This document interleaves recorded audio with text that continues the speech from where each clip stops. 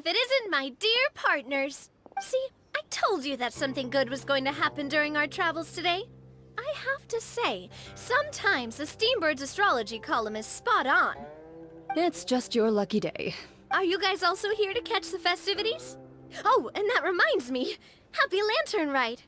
Happy Lantern Rite. Happy Lantern Rite to you too! Wait, if you're here for Lantern Rite, then what are you doing on top of this deserted mountain? And that voice we heard, that was you, right, Navia? Oh, impressive. You could tell it was me from that far away. You've got good ears. That or your voice is just really loud. Well, of course it is. After all, I'm a boss. Indeed. I suppose it's an asset. Sure is! Having a loud voice is a handy tool when it comes to communication. Wait. That wasn't even Paimon's point. Paimon just wants to know why you two were shouting from the top of this deserted mountain. There was something about almonds, maybe? And buell fruit? Ooh, is it some sort of secret code? No, it's not a code. The words are meaningless. Perhaps. But the act of shouting was very meaningful indeed. That's just what mountain climbers do, right? After all the hard work it takes to make it to the top, as you stand on the summit looking out at the vast scenery, it's not easy to resist the urge to release those emotions. Exactly. You get me, partner. I was afraid that it would cause a disturbance, so I asked the locals around here, and they said it was fine. Apparently most hikers like to shout when they get to the top, so the locals are used to it by now. So, you see, it's not just me. I guess everyone shouts from the top of a mountain at some point in their life. Speak for yourself. When you're stressed, don't you ever just get the urge to do something for no reason?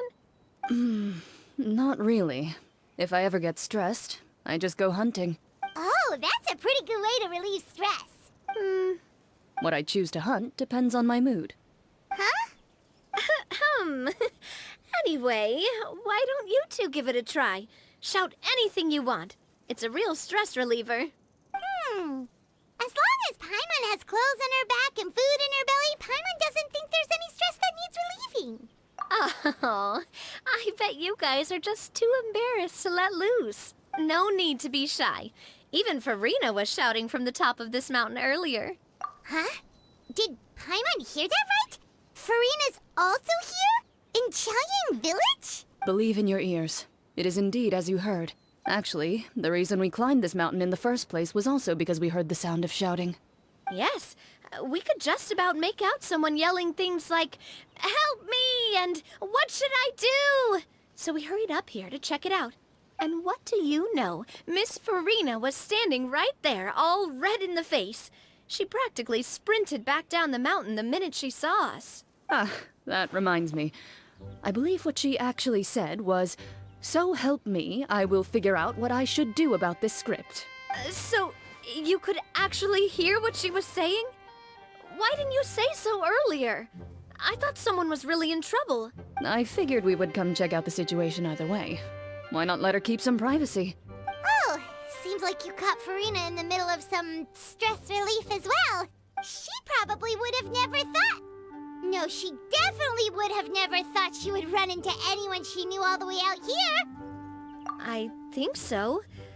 We ran into Nervalet on the way here as well, but he was already on his way back, so they probably weren't together. What? Nervalet was here too? What was he doing here?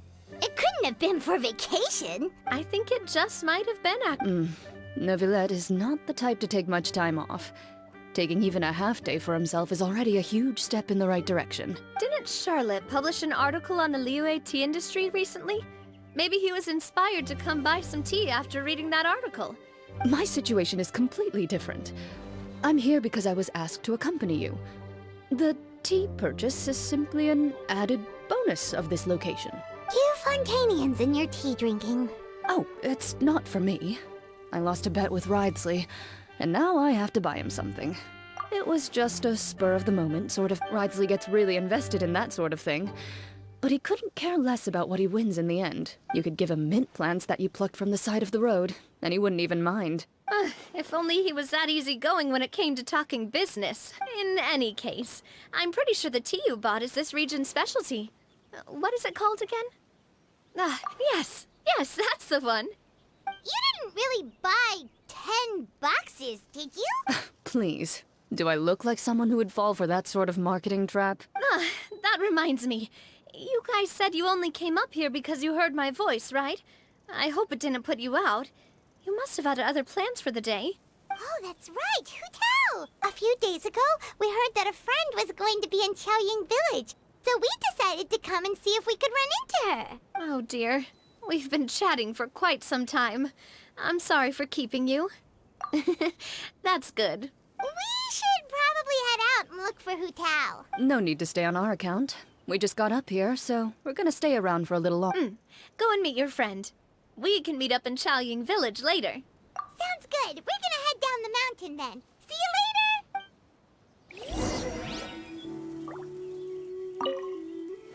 What do I have to do to get you to yell from the top of this mountain? Name your price. You really want to hear it that bad, huh? I'm just curious is all. I have a feeling you'll say something amazing. I prefer to let actions speak louder than words.